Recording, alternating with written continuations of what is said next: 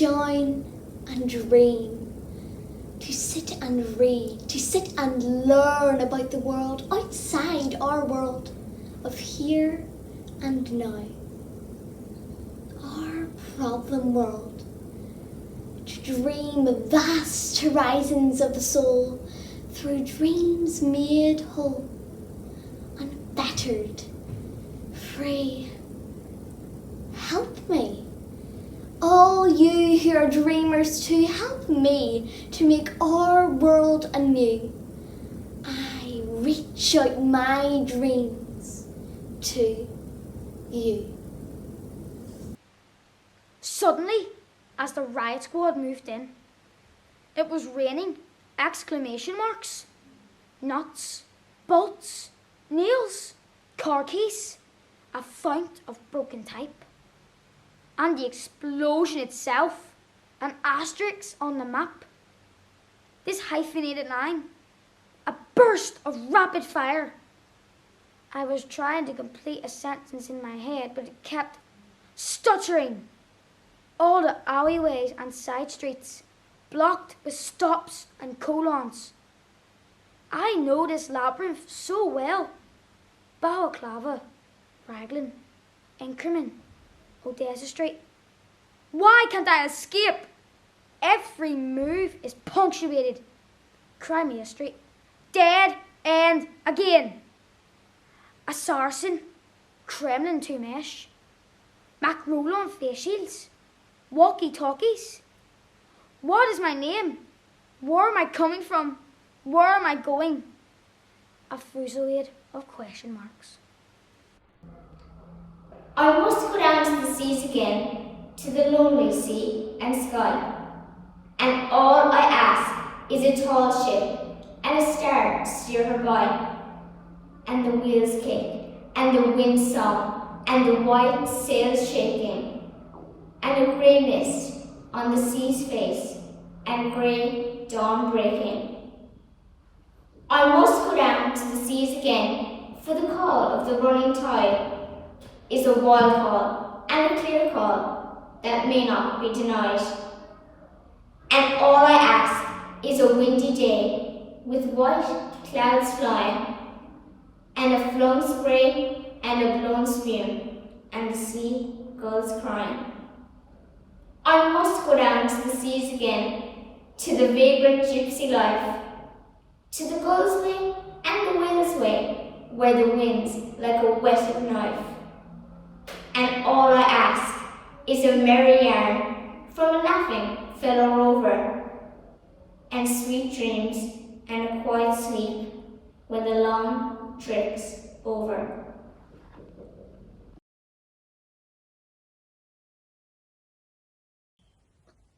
Softly in the dusk, a woman is singing to me, taking me back down the vista of years till I see a child sitting under the piano in the boom of the tingling strings and pressing the small poised feet of a mother who smiles as she sings.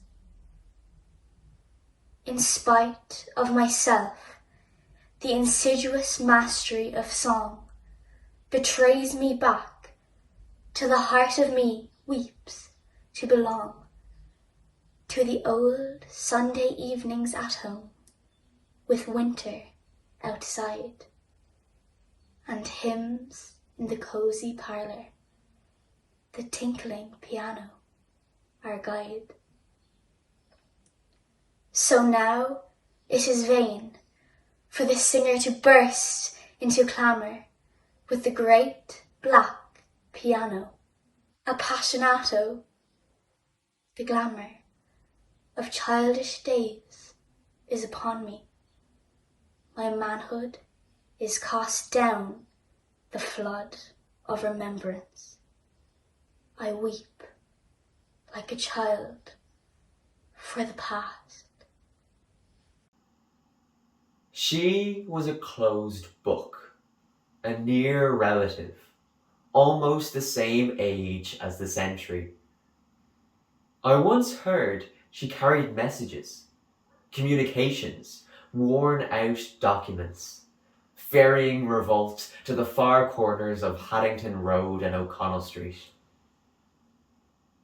On cold nights, when mist rolls in from the ocean somewhere near Clontarf, I think I see her strolling, holding on to a folded message, a dispatch order. Then I ask myself, what is it I know? The evening mist unfolds. It is empty. That is history. This is only poetry.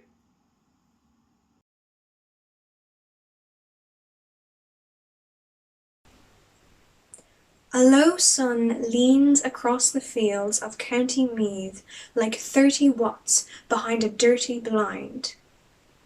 New year begins to breathe new life into the ground. The winter wheat begins to teethe. The tarmac streams like precious ore beside wrapped bales, bright in the glare. Crows shake like collies by a puddle, blooms of spray. And they declare, a boy's voice breaking in the throat of morning, a prayer that works to scour the slate of unimaginable hurt. We draw breath in the air. Its shapes are almost tangible, and the breath and sweat of horses makes a minor mist, beautiful. And beautiful the light on water as the age's newly minted coin. You'd be hard-pressed from here to tell a withered elm across the Boyne from an ash that's hibernating. Past and present join in the winter solstice. The days will stretch, and we survive with losses, yes, and lessons too, to reap the honey of the hive of history. The yield of what is given insists a choice: to live, to thrive. Sir, the Lord pardon the people of this town because I can't. When I dropped dead in the street 3 weeks ago, I thought they'd bury me in style. A state funeral was the least of it, with heads of government and the nobility in attendance.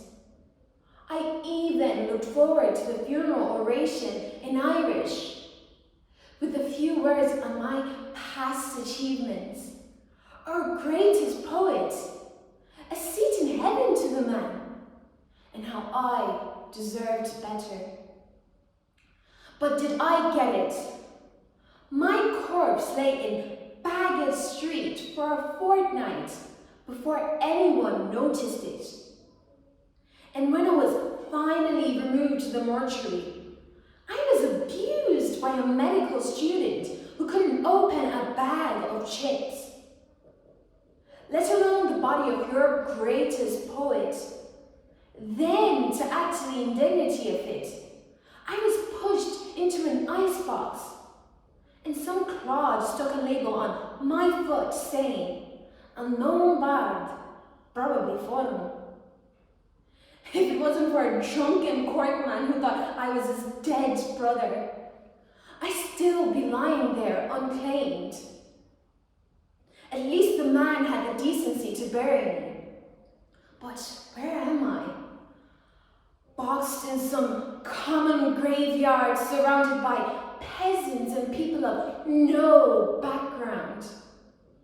When I think of the poems I wrote and the great prophecies I made, I could choke. I can't right now, because the coffin is too narrow and there's no light. I've been trying to send this through a medium, but you know what they're like. Table-tapping bastards reeking of ectoplasm. If you manage to receive this, I'd be glad if you print it.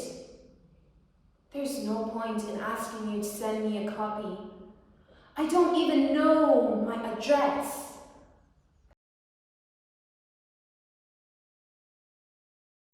All the world's a stage, and all the men and women merely players. They have their exits and their entrances, and one man in his time plays many parts, his acts being 7 ages. At first the infant, mewling and puking in the nurse's arms, and then the whining schoolboy, with his satchel and shining morning face, creeping like snail unwillingly to school. And then the lover, sighing like furnace, with a woeful ballad made to his mistress's eyebrow. And then the soldier, full of strange oaths and bearded like the pard, jealous in honour, sudden and quick in quarrel, seeking the bubble reputation, even in the cannon's mouth.